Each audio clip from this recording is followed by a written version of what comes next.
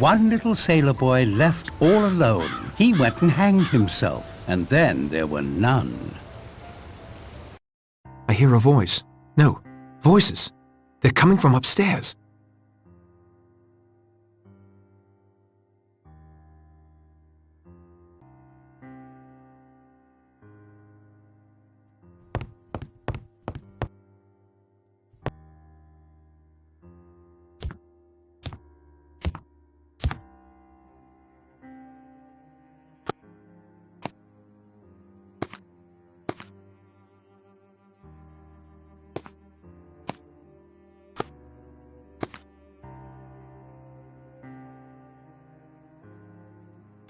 I don't understand. How can you be here? How could you get into my room so easily? I've always had a duplicate set of keys, Miss Claythorne, as a former and actually the current owner of this house. You own this house? I have for several years. I saw to it that Emily Brent died 2 weeks ago. I took her place for the weekend. My finest performance, I think. Worthy of the Oscar the Academy always refused me. But the bee stings! Hurt like hell, and did nothing for my complexion. But Emily Brent was allergic, not me. It's my apiary, after all. Who are you?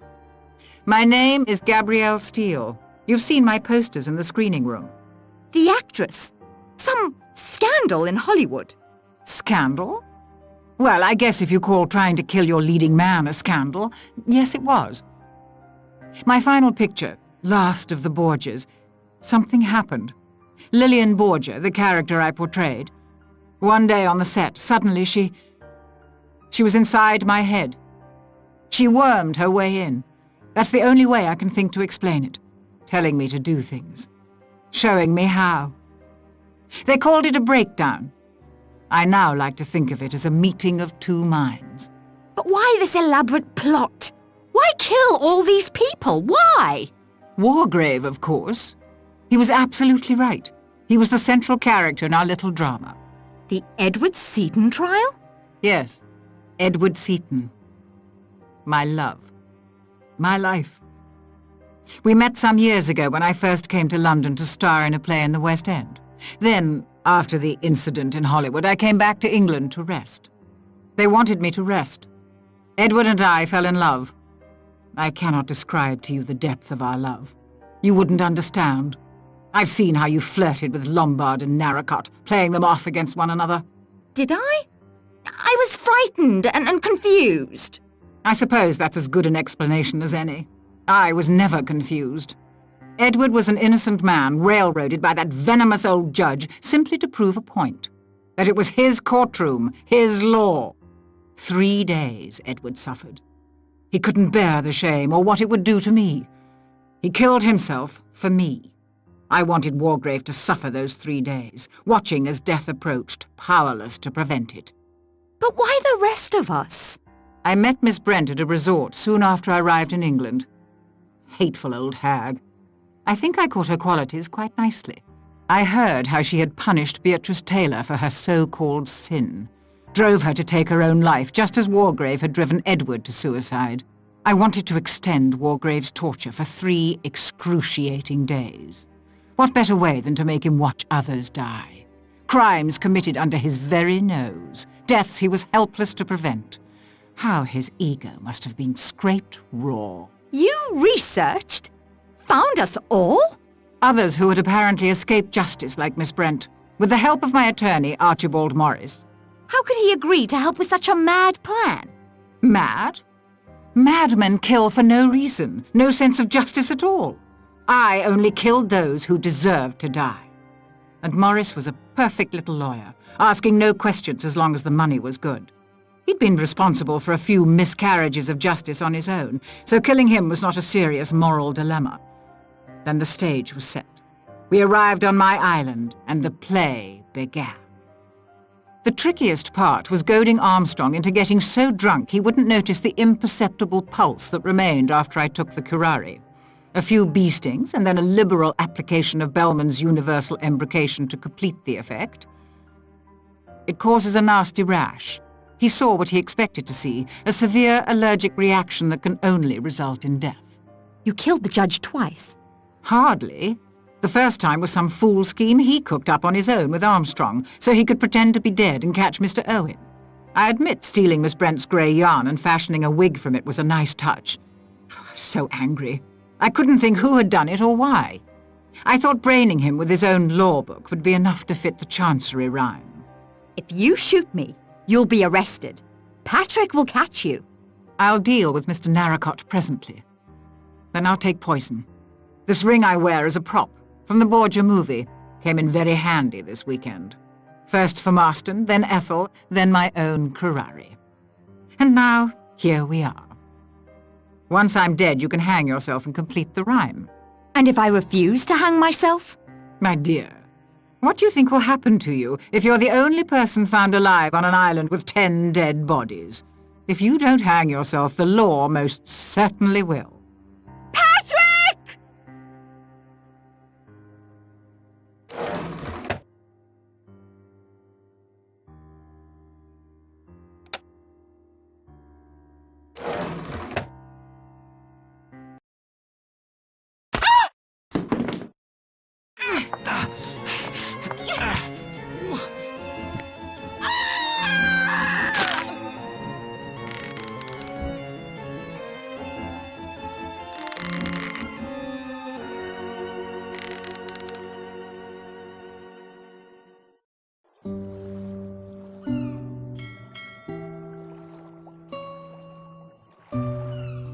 Thank you, Charles.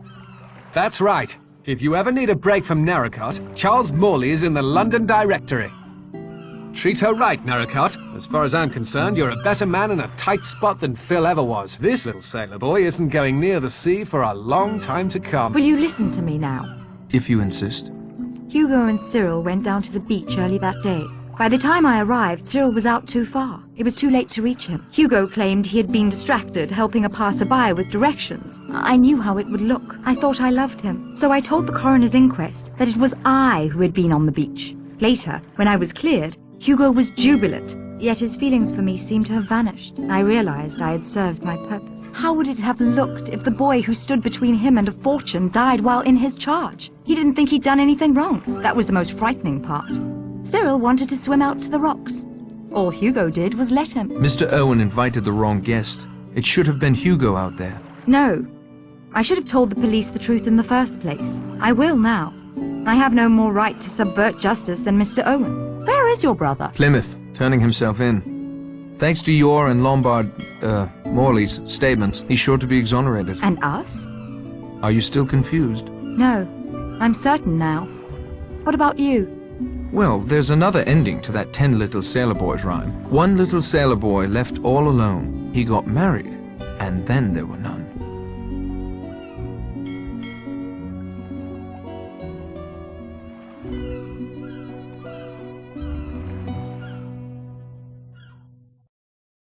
Silence, please.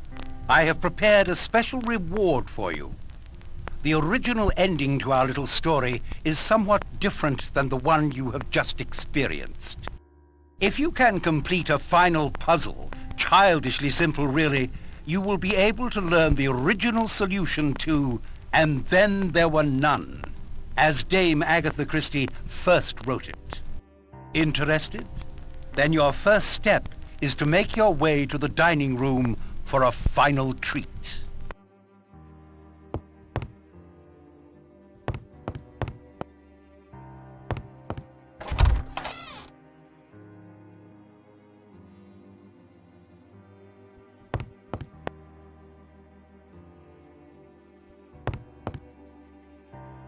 The last little sailor boy.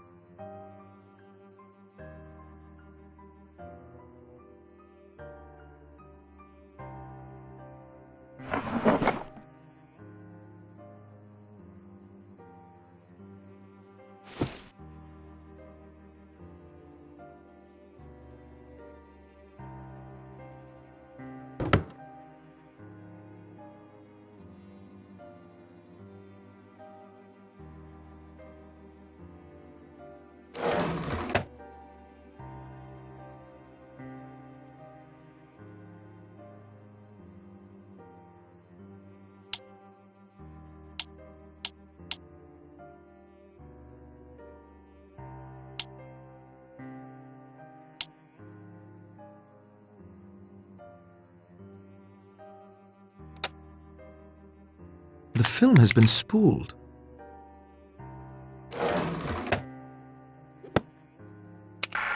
From my earliest youth, I realized that my nature was a mass of contradictions. I have an incurably romantic imagination, and it was for this reason that I adopted a rather childish and unreliable approach, writing my confession, enclosing it in a bottle, and casting it into the waves. There is 100 to 1 chance that this confession may be found, and then a hitherto unsolved murder mystery will be explained. Another trait born of my contradictory nature is my sadistic delight in causing death. From an early age, I knew very strongly the lust to kill. And yet, I was also indoctrinated with a strong sense of justice. I have always felt that the innocent should be spared and the guilty punished. With this mental makeup, it was inevitable that I would adopt the law as my profession. After ascending to the bench, I found that most of my baser desires were quenched in a legal and just way. And yet of late, I have felt a nagging urge, one that will not free me from its insistent grip. That is the urge to commit a murder myself. I fancied myself an artist in crime, and my imagination waxed secretly to this colossal force. However, I was restrained by my innate sense of justice. The innocent must not suffer. And then, quite suddenly, the solution came to me. I would punish those that the law could not touch. In my years on the bench, there were many cases that frustrated my will, cases wherein I knew the accused to be guilty, and yet the evidence was such that he could never be convicted. Cases of deliberate murder that were quite untouchable within the confines of the law. So I determined to commit not just one murder, but murder on a grand scale. A childish rhyme of my infancy came back to me. The rhyme of the 10 little sailor boys. Something about it fascinated me. The inexorable diminishment, the sense of inevitability. And so I began, secretly, to collect victims. I will not go into detail about how this was accomplished. Suffice to say, I was convinced of the guilt of every one of my victims, and I knew enough about them via my connections to be able to lure each one to Shipwreck Island with an appropriate bait. And now to the mechanics of the actual crime. In what I took as a sign, none of my plans misfired, and all of my guests arrived at Shipwreck Island on the 8th of August. The party included myself. The order of the deaths were dictated by what I viewed as my victims' varying degrees of guilt. Those whose guilt was lightest should go first, and not suffer the increasing mental strain and fear reserved for the more cold-blooded offenders. The first death had already occurred. Archibald Morris, a shady little dope peddler, had set up the details for me, renting the island, sending the letters, and recording the gramophone record before I ended his life with a dose of potassium cyanide. Anthony Marsden and Mrs. Rogers died next, one instantaneously, the other in a peaceful sleep. Marsden's crime was one of circumstance and his amoral nature. Mrs. Rogers, I had no doubt, acted largely under the influence of her husband. Their murders were the easiest. Poison easily slipped into a glass for each of them, as at this point no one had any reason to be suspicious. General Mackenzie met his death quite painlessly and never heard me approach. I am convinced that he was dead long before he ever came to Shipwreck Island. At this point, I found it necessary to recruit an ally. Dr. Armstrong seemed the most suited to this task, as it was inconceivable to him that a man of my standing could be a murderer. He was taken in with no resistance. I killed Rogers on the morning of the 10th. He too did not hear me approach. During the chaos arising from finding his body, I slipped into Lombard's room and abstracted his revolver. At breakfast, I slipped my last dose of poison into Miss Brent's coffee. It was enough to render her unconscious, and I returned a short time later to inject a strong dose of cyanide into her. It was just after this that I intimated to Armstrong that we must carry our plan into effect, that I must appear to be the next victim. This would, perhaps, rattle the murderer, and at any rate would allow me to move about the house and spy on whom I wished. A gunshot and some red mud on the forehead was all it took. After all, it was only Armstrong who examined me closely. After returning the revolver to Lombard's room, I had a rendezvous set up with Armstrong on the edge of a cliff. He was still quite unsuspicious, although he ought to have been warned by the nursery rhyme, "A red herring swallowed one."